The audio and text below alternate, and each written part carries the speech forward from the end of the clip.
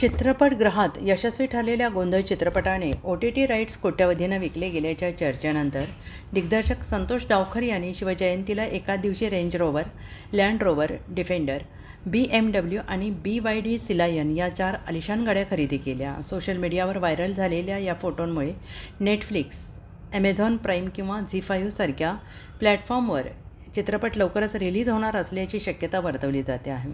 संतोष डावकर दिग्दर्शित या चित्रपटाने बॉक्स ऑफिसवर दमदार कामगिरी केली असून कथानक, छायाचित्रण, अभिनयासाठी प्रेक्षक आणि समीक्षकांची दाद मिळवली आहे. 22व्या थर्ड आय एशियन फिल्म फेस्टिवलमध्ये सर्वोत्कृष्ट दिग्दर्शक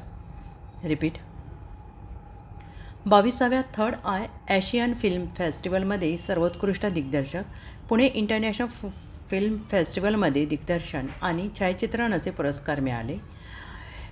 IFIIच्या इंडियन पॅनोरमात मराठी चित्रपटाला प्रथमच सिल्वर पिकॉक अवॉर्ड मिळवून ऐतिहासिक यश मिळवले.